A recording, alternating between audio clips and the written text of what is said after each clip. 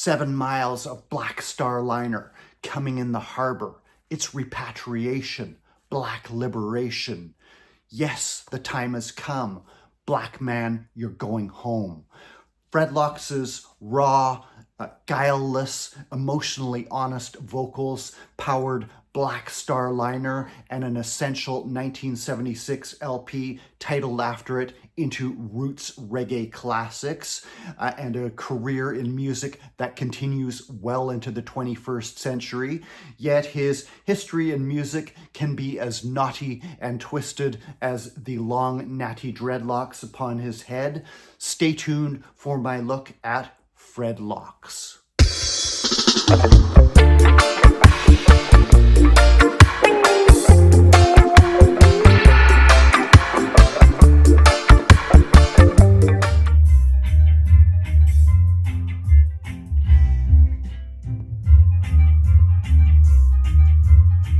Fredlocks was born in 1950 in Kingston, Jamaica as Stafford Anthony Elliott, growing as part of a large Catholic family with 12 siblings, 6 brothers and 6 sisters, growing up in the Franklin Town neighborhood of Kingston, later moving to Eastern Kingston at about 10 years old. Their father did electrical work and played guitar for fun, while their mother would sing around the house. Thus, it was something of a musical family. They were also related to singer Maxi Priest in the UK, Max Elliott, with Stafford being an older cousin to Maxi Priest. Stafford's older brother, Levi Elliott, also played guitar and was in a band called The Rivals, where one of his friends, the keyboard player, was a very young Jackie Mittoo, later to become a legend at Studio One with the Scatolites, but at this point he was playing in a small local band called The Rivals. He and Levi were good friends, and Jackie Mittoo would sleep over at the no doubt crowded Elliott household. 12 siblings plus guests. At about 7 or 8, Stafford's father would take him around to bars where he would sing for tips, getting him his first taste of the performing life. At about 12 years old, he would form his first vocal group with some pals at school. They would call themselves The Flames, not to be confused with Alton Ellis and the Flames. The Flames got as far as entering a talent contest where they competed against the likes of Hopeton Lewis and Vic Taylor, but ultimately came in second place, losing out to a vocal group called the Jamaicans, led by Tommy Cowan. Tommy would factor in Stafford's life down the line. But following this, the Flames would kind of dissolve, with one member emigrating overseas, others losing interest. A few years later, about 15 or so, Stafford would form another group with 2 slightly older local youths by the names of Delmar Snore Campbell and Albert Beanie Bird Tomlinson. They would be singing on the street corner, singing Wailers songs, singing impressions songs, and a passersby happened to remark that they had a lot of lyrics, which indeed they did. All of them budding songwriters as well. So they decided to call themselves The Lyrics.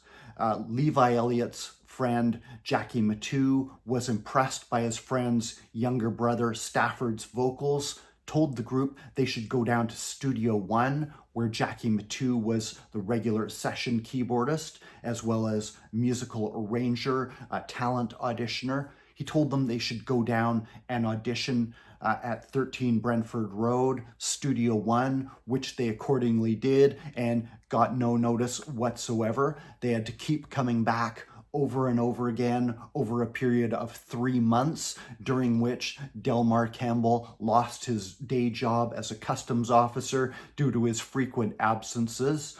Finally, after 3 months, studio head Coxon Dodd took notice of the group, spotted the ruddily complexioned Stafford Elliott, and asked the red boy what he did, to which Stafford replied that he sang. Coxsone asked him to sing something, and Stafford performed an original song called Get It, which impressed Coxsone enough to give the green light to record the lyrics. This was 1967, at the height of the rocksteady period in Jamaican music, and the lyrics would record an initial 3 songs at Studio One. First was Get It, and another one called You Made Me Sore that would appear as 7-inch singles, mostly romantic in nature, sometimes inspired by the group's real-life romantic misadventures, while a third one called Money Lover would appear on a Various Artists LP called Rock Steady. I have Money Lover on a Various Artists CD. Studio One Singles Archive, Volume 8 includes the lyrics. Money Lover, strictly unofficial CDR business. Not much available for the lyrics as far as compilations. They never recorded an LP, strictly 7-inch style, though the following year would see them record perhaps their two most well-known songs at Studio One, which are somewhat more well-known.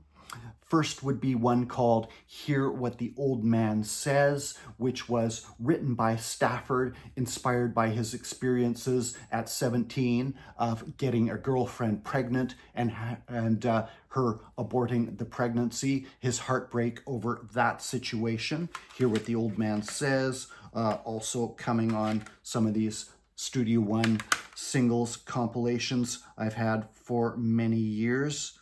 The lyrics, Hear What the Old Man Says, available on that one. But their most famous song was perhaps not quite correct in today's terminology. It was called Girls Like Dirt. Boastful, like dirt in Jamaican parlance, means lots of them. The boys perhaps somewhat boasting of their romantic prowess. That song had a rhythm crafted to it, with Stafford having some input into how it should sound, which attracted the interest of Bob Andy, a better-known singer, also at Studio One. The song was recorded in 1968. Coxsone told the group that they would hear it on the radio on his Coxsone's Music City radio broadcast. Accordingly, Stafford and his brother Levi tuned in one day. They heard the rhythm starting to play, but instead of the lyrics' voices, they heard Bob Andy's, which had been grafted over top for his classic song, Desperate Lover, which became a big hit, a classic for him that's been versioned. The rhythm has been versioned over and over again over the years, but the lyrics had been shunted to the sidelines.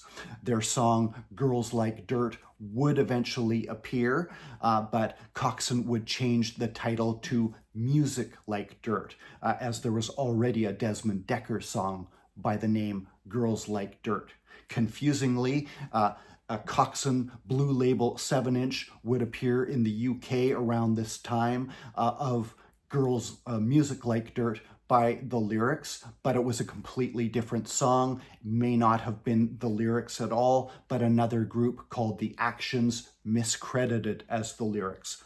Naughty roots in the story of Fred Locks, at this point still going by Stafford Elliott. Many years later, the original Girls Like Dirt by the lyrics would appear on Studio One Collector's Edition from Heartbeat Records, Rare Reggae from the Vaults of Studio One, 1989 LP on the American Heartbeat label. I think this is the second recent video I've shown this compilation in.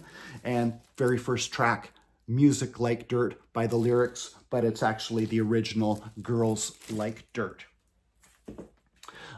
Getting frustrated with lack of remuneration at Studio One, the group would then go over to Randy's studio, where Albert Tomlinson was doing some backing vocals, as he also did at Studio One for the likes of Carlton and the Shoes. They were now down to the duo of Stafford and Albert. Delmar Campbell having left to go overseas. There they would record a song called Give Thanks, breaking away from their romantic songs to do more of a message song. That was produced by Patricia Chin at Randy's studio. Miss Pat, still around, still an icon of reggae music. She would also produce the group doing a cover of Simon and Garfunkel's Bridge Over Troubled Water, but it was overshadowed by a competing version, also recorded at Randy's, but produced by her stepson, Clive Chin, of Jimmy London doing the same song, which became a much bigger hit. Following that, they would record a song called Sing Along, which was self-produced and would appear on their own Lyric label as credited to Lyric, aka Stafford Elliott, and Bird, aka Beanie Bird, Albert Tomlinson. Albert Tomlinson himself was immigrating overseas. He would come back to Jamaica for a brief visit. He would make a return himself to Studio One, record a couple of songs there with Don't Wait Around, recorded at Studio One, and an even more obscure one, I Stand for I, but he had by this point relocated to Canada. This would leave Stafford somewhat left to his own devices. He would attempt to form another group called Tony and the Melancholics, after his middle name Anthony, but that group kind of fizzled out. People didn't really care for the name. He would also return to Studio One himself for a song called Fun It Up, effervescent, as part of a duo with a friend called Howard Patch Roberts. Fun It Up was credited to Tony, aka Stafford, and Howie, aka Howard Roberts. That would appear on Studio One in 1972, become a bit of a hit, but again, no money was coming in from any of the recordings they had done. Fun It Up hasn't been reissued either, but it is again available on some of these unofficial CDR compilations I've had over the years. This would leave Stafford somewhat disillusioned with the state of the music business, doing all these songs, some of which were becoming hits, no money coming back, or very little. He was also becoming more in touch with his spirituality. In the year of 1966, at the age of 16, with the highly touted visit of Ethiopian Emperor Haile Selassie to Jamaica, he had become curious about Rastafari, about the throngs of Rastas that had greeted His Imperial Majesty upon his arrival in Jamaica, began to investigate the faith further, and by 18 had committed to growing his locks. Unfortunately, this would cause conflict with Stafford's Catholic father, who would ultimately demand that Stafford leave the family home.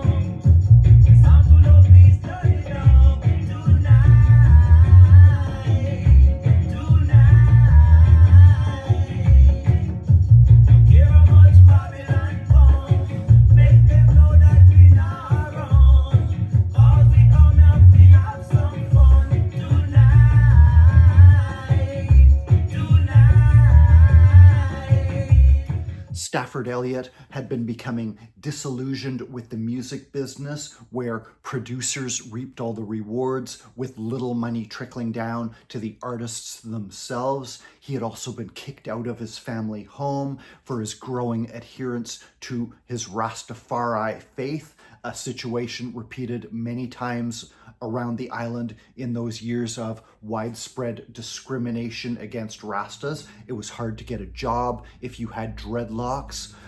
People would not pick you up if you tried to hitch a ride. Police would harass and discriminate against you. Going down, burning Rastafari's dwelling place, stripping them to their underwear, burning their clothes, beating them, maybe trimming off their locks, and attempting to get them to renounce Rastafari.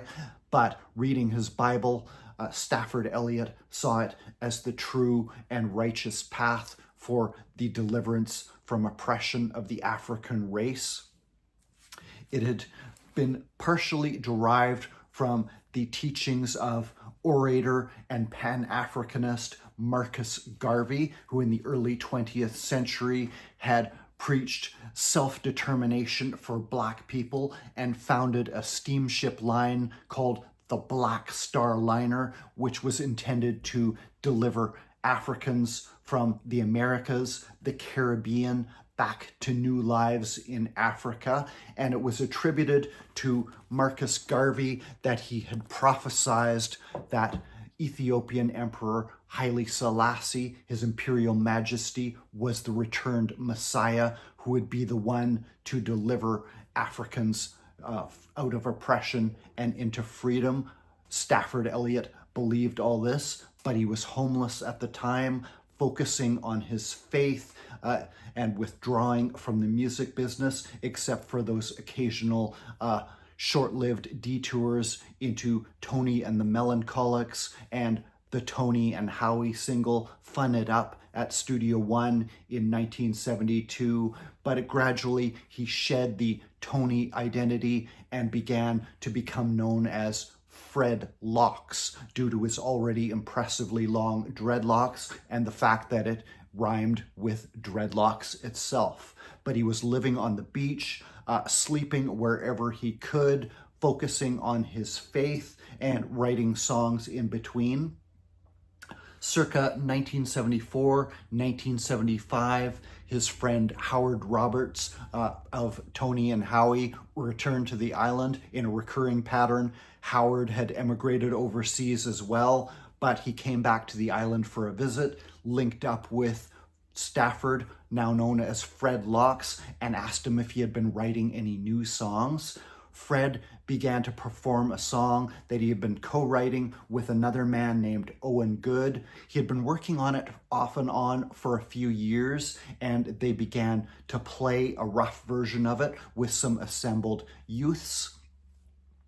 Unbeknownst to Stafford, one of the players had a cassette recorder and was taping the song and took it to a man named Hugh Booth, who is a Rasta, a member of the influential 12 Tribes of Israel, House of Rastafari. Bob Marley and other high-profile reggae artists were also members of 12 Tribes, but Stafford, Fred Locks himself, was an unaffiliated Rasta, so he was a bit taken aback when he saw this 12 Tribes member, Hugh Booth, approach him. He had heard the song, he was impressed by it, and convinced Fred that the song needed to be recorded and he wanted to produce it, although Hugh Booth had no experience in producing, but he did know musicians through the 12 Tribes, and he wanted to be the one to produce it. And he convinced Fred that his talent needed to be heard and not left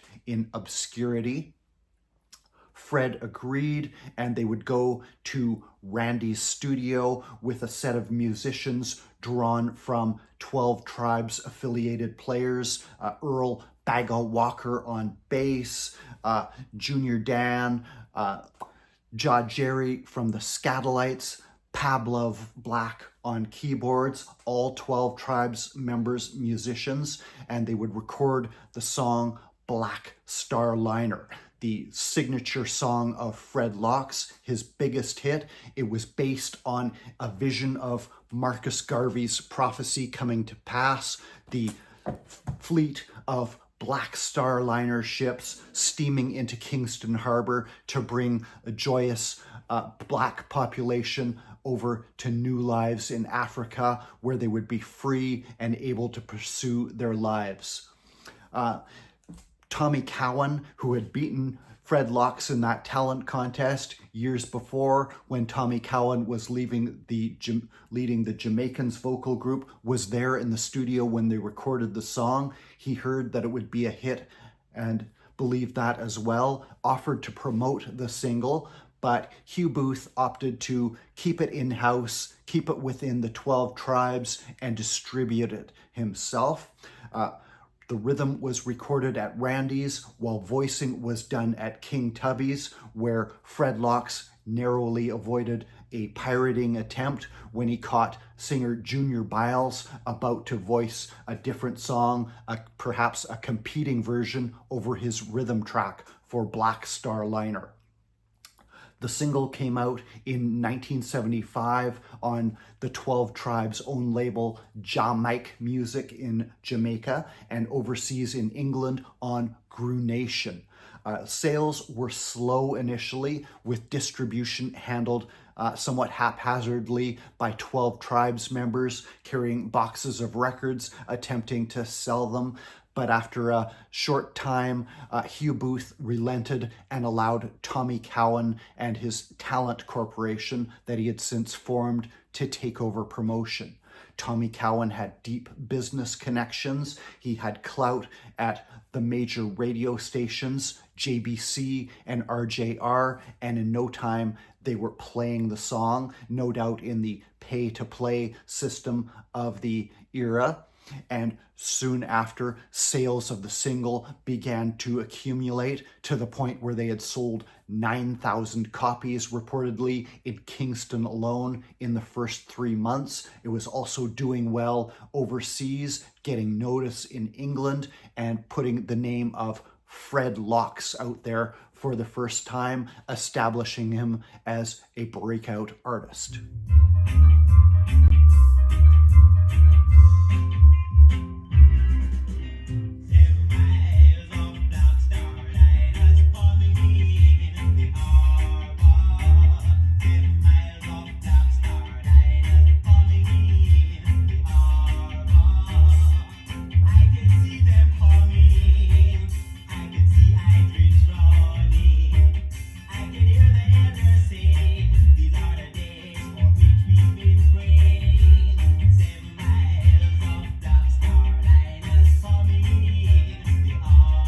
While a follow-up single, Last Days, for some reason renamed Time to Change when it appeared on LP, did not perform as well as Black Star Liner, despite Fred himself feeling it to be a better song at the time.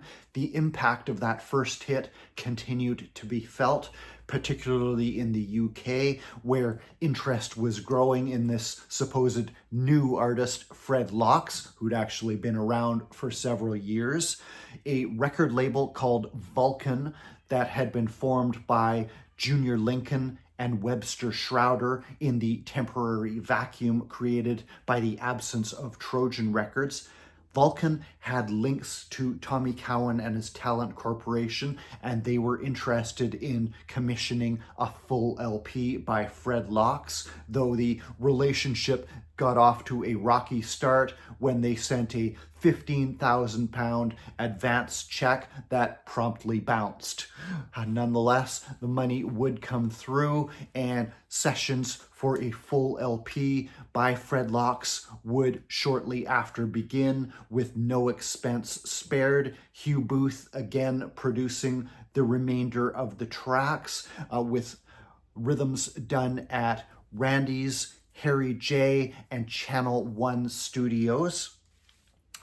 Fred would contribute new songs, including True Rastaman, which would take equal co-billing as the title track along with Black Star Liners. The album would appear in 1976 in the UK and Canada as Fred Locke's Black Star Liner, and on the flip, True Rastaman.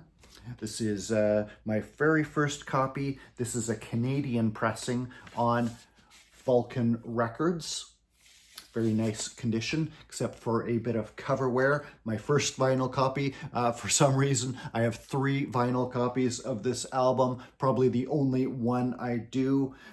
Vision of Redemption, again, continuing that theme from the title track, Black Star Liners, the vision of the impending liberation of the black race, the Africans transplanted from their homes, brought to the Caribbean, brought as slaves to the Americas. I've Got a Joy, paying tribute to his faith. Sing Along, he would update that hit or that song that had been done by the Lyrics originally, produced by Albert Tomlinson, done in an updated mid-1970s reggae style. Don't Let Babylon Use You, warning the dreads not to be tricked or led astray by the wolf. Entirely spiritual, cultural in nature. Fred Locke's Black Star Liner LP, eventually taking its place as an essential roots reggae album, first appearing in 1976. And a little while after I found that copy, or some years after rather, I found a second version. This is actually the UK pressing, slightly different colors of the border. And this is a UK copy, a bit rougher condition, still plays quite well, but it's UK press on Vulcan. Kind of a cooler Vulcan label there. Found this for $5 at a record fair locally. I don't think they really knew what they had. And it included, as a surprise, the original lyric sheet and poster of Fred reading his Bible. True Rastaman, Black Star Liner by Fred Locke.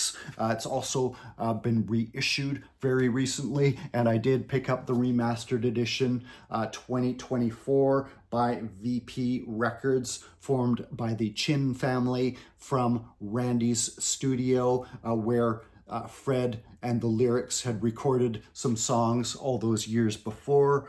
Remastered edition as of 2024. John Mike Music label, put out by VP Records, and including full liner notes. Brand new, essential roots reggae classic. While some of the singles from the album that appeared at the time had dub versions on the flip, the dubs of the album-only tracks would be played in exclusive mixes for UK sound systems like Frontline and Lloyd Coxon's Coxon Outer National Sound. Lloyd Coxon would factor in the next chapter of Fred Locke's career. But many years later, in 2012, VP Records would issue Black Star Liner in dub, full-length dub companion to the Black Star Liner LP, with dub mixes apparently done as exclusives for the Frontline and Coxon Outer National Sound System, done at Treasure Isle Studio by various mixers, including Pavlov Black, Sanji Davis, and Treasure Isle engineer Errol Brown. Quite a rough-hewn bass and drum to the 4 mixes here, occasional flashes of Fred's voice, some percussion, but very rough and ready mixes that sound as if they might have been created for dub plate use on sound systems of the time, though some have speculated due to the lack of information that they were more recent mixes. To me, they sound vintage, and that appeared on VP Records in 2012, full-length dub companion to the Black Star Liner LP.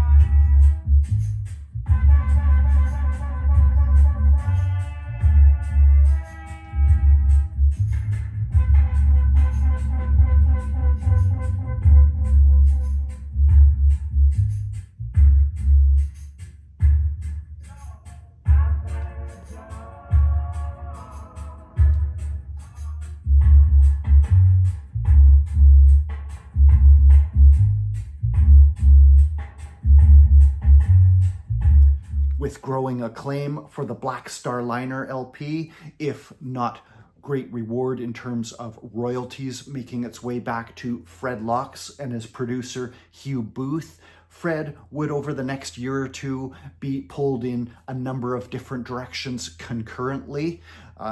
Initially, him and Hugh Booth would begin working on tracks for a proposed follow-up to the album, recording at Harry J Studio with much the same musical personnel as the debut: Albert Malawi on drums, Bagga Walker on bass, Pavlov Black on keys. However, the bankruptcy of Vulcan Records would cause them to put that project on hold. The tapes stored away when they were located again in the 1980s for a possible release. Half the tapes had gone missing, and the ones that were remaining had incurred some damage due to improper storage. Later on, the remaining set of tapes were located, but they too had suffered damage. By the late 1990s, advances in studio technology, the technique of baking tapes, had come into effect, and they were able to salvage the tapes, having to do some overdubs, do some new instrumentation in some cases, but the album finally appeared in the year 2000 as The Missing Link by Fred Locks, originally intended to have appeared under the title Rastafari Rules, circa 1978-1979, again produced by Hugh Booth, a later photo of Fred Locks there. This would include more message songs, triumphant in his reaffirmation of his identity as a Rastaman, Rastafari Rule, Child of the King, Rastaman Time, the only one, saying that he puts Ethiopian Emperor Haile Selassie the First, the Rasta savior, above all else, even his own family. Wheat and Tears, meanwhile, cautioning against false Rastas. You grow your dreadlocks and say you're a Rasta. As far as I'm concerned, you're an imposter, and warning that the wheat and the tears must grow together until harvest time. The proposed follow-up to the Black Star Liner LP, much later appearing in the year 2000 through VP Records as The Missing Link. You grow your Nazi dread. People say you are Rasta. As far as I can see, you're an imposter. But the wheat and tears must grow together till harvest day. Yes, the wheat and tears must grow together till harvest day. Hugh Booth had also conceived of the idea of a 12 Tribes tour of the UK, which would include Fred Locks' participation. However, the planning stages were taking a while. Fred was getting frustrated, wanting to get out there, promote his music, promote the Black Star Liner LP, perhaps feeling momentum slipping away from his career. He would make it over to the US, to the East Coast, to play a few dates, and over there forged a link with radio host and producer Jeff Sargent, releasing a few tunes through Sargent's Shaka label in the US, beginning with When Oh When, in the typically earnest and honest Fred Locks style. Back in Jamaica, Fred would have a chance encounter with UK sound system operator and producer Lloyd Coxon, who had played exclusive dubs of Fred's tracks from the Black Star Liner LP on his Coxon Outernational sound in the UK.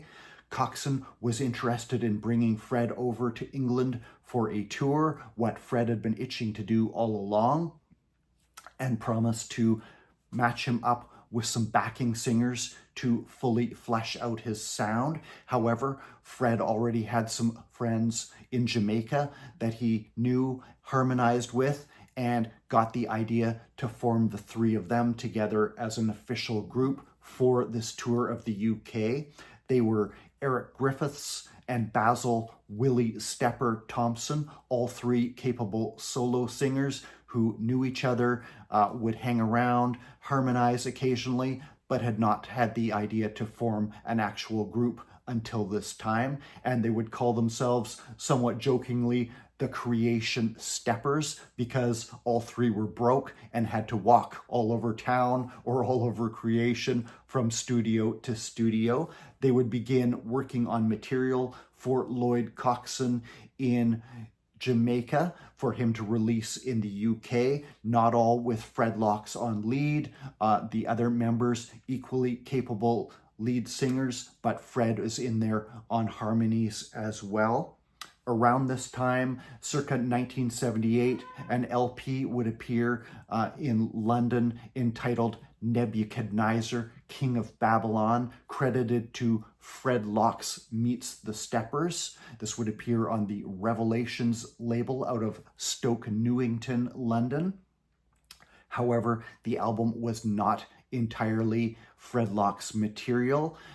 It was fleshed out by further 12 Tribes artists like Little Roy, Albert Malawi, who had played on much of Fred Locks' material, and others. The same album, confusingly, would also appear out of Ireland on the Form label, Federation of Reggae Music, this time credited solely to Fred Locks and with a different cover and title as Love and Harmony. The title track is by Fred Locks. When it appeared on 12-inch, it would include a DJ Toast by 12 Tribes DJ Brigadier Jerry, and the Nebuchadnezzar song is by the Steppers, but the remainder of the tracks are by other 12 Tribes affiliated artists like Little Roy, Albert Malawi, and others. So something of a 12 Tribes showcase LP, perhaps bringing together on record what Hugh Booth had intended to do live. And this is the first ever reissue, just appeared as of this recording this year, 2024, through Burning Sounds in the UK, but originally came out in this form on the Form, F-O-R-M label out of Ireland. Love and Harmony, not a full Fred Locks album, liner notes as well, but includes his participation on the title track and Nebuchadnezzar. The tour of the UK would come off. The group would arrive in London at Heathrow Airport, immediately run into hassles at immigration. They were running late. It wasn't clear if they were going to be allowed into the country. They had their debut concert performance coming up very shortly. However, they managed to clear customs, had to race to the venue, had no time for a rehearsal, but managed to pull off a well-received show and sold out a number of performances after that. The Love and Only Love tune by Fred Locks and the Creation Steppers would do well for Lloyd Coxon when released in the UK. Several of the songs credited to the Creation Steppers would appear as 7-inch, 12-inch singles. Many would get sound system play, many big tunes of the era. However, they would run into financial difficulties, again with Lloyd Coxon not getting what was owed to them, and finally sever their association with them. He would compile 10 of the songs Fred and the Creation Steppers had recorded with him as the Love and Only Love LP, first appearing around 1982. It's been reissued a number of times over the years. This is a 2000s reissue on Lloyd Coxon's own Tribesman label. Fred Locks and the Creation Steppers, not all him on lead vocals, but several of the tracks, 4 I believe, are very consistently high quality here. Sits very nicely next to the Black Starliner LP, in my opinion, with the title track, a classic, as well as Cut Eye, referring to the kind of sidelong looks of disapproval given to Rastas. News Carrier, big UK sound system tunes of the era.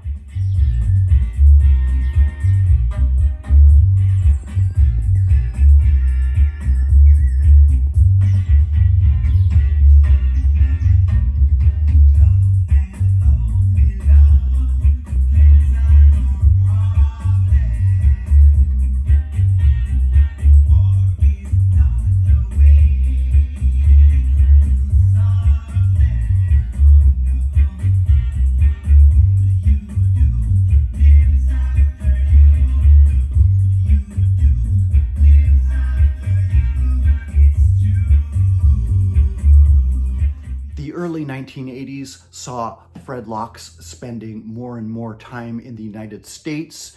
He had married an American woman and eventually would settle there permanently in the Philadelphia area, where he remained active with the local chapter of the 12 Tribes of Israel, by now a fully fledged member himself.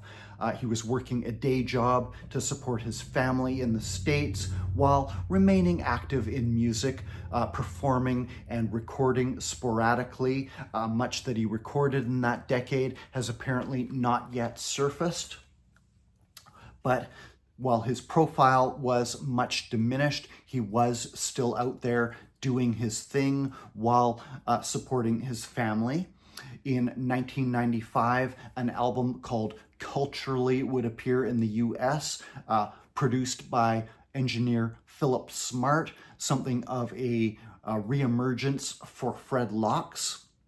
Shortly afterward, he would perform at a show with contemporary roots reggae artists from Jamaica, Luciano, Mikey General, and Sizzla, all affiliated with producer Philip Fatis Burrell, who through his Exterminator label was perhaps the preeminent proponent of current roots music in Jamaica at that time. Although some viewed Fred Locks as something of a spent force, a name from the past at that time.